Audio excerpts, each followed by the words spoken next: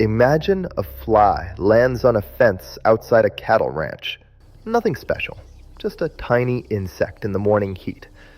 But this one carries something horrific.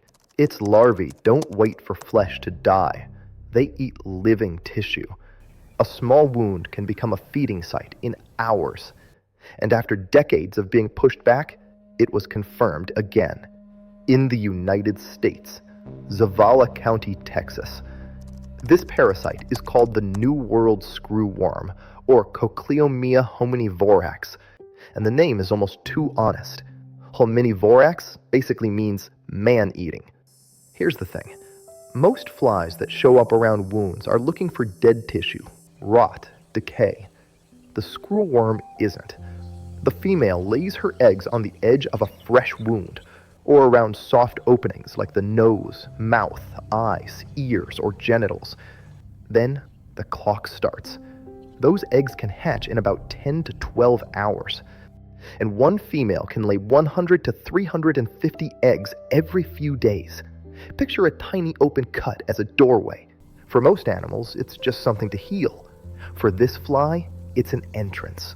And once the larvae get in, the wound doesn't just sit there, it grows. The scary part is that this isn't some brand new threat. America has fought this thing before. For ranchers, the screwworm used to be a nightmare with wings.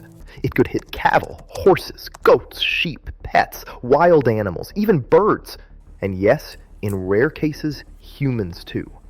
Not because it was hunting people like a predator, because biology doesn't care what species you are if there's an open wound. By 1966, the United States had declared itself free of the local New World screwworm. That wasn't luck. It was one of the strangest victories in pest control history. Scientists found the fly's weakness. The female usually mates once, just once. So if she mates with a sterile male, her eggs don't produce a new generation. So the plan sounded insane. Breed the enemy, sterilize the males, then release them by the millions. And it worked. Or at least, it worked for a long time. But starting in 2023, the outbreak began moving north through Central America and Mexico. By June 8, 2026, there had been more than 185,000 animal cases and more than 2,100 human cases across Mexico and Central America. Think of 185,000 animals as a small city's population, spread across ranches, villages, forests, and farms. Then came the signal nobody in the U.S. wanted to see. On June 3, 2026, USDA APHIS confirmed a case in a calf in Zavala County, Texas. One calf, one county, one wound maybe. You'd think that's small, but that's exactly how these things start. And here's where we need to be honest. For people in the United States, the risk is still low. There were no local human cases in the US in the current outbreak at that point. This isn't a zombie plague. It's not a movie, but it's also not harmless. If the fly gets established, the problem changes. It stops being a border emergency. It becomes part of the landscape. Every ranch, every stray dog, every injured deer, every untreated wound becomes a possible opening. And that's why the old plan is coming back. Not with a few flies, with factories built to produce them. So here's the twist. To stop the flesh-eating fly, scientists release more flesh-eating flies. Yeah, more flies. At first, that sounds like setting the house on fire to kill a spider. But it's the opposite. The males released from these facilities are sterile. They can mate, but they can't create the next generation. So when enough sterile males flood an area, the wild population starts to collapse from the inside. And the scale is massive. The facility in Panama can produce and release about 100 million sterile flies every week. That's like releasing one fly for every person in Germany and still having millions left over.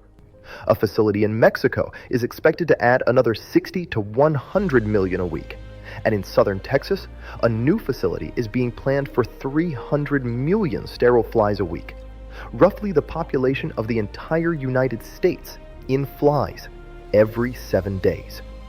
That's the real fight. Not one calf, not one ranch. A race between reproduction and control.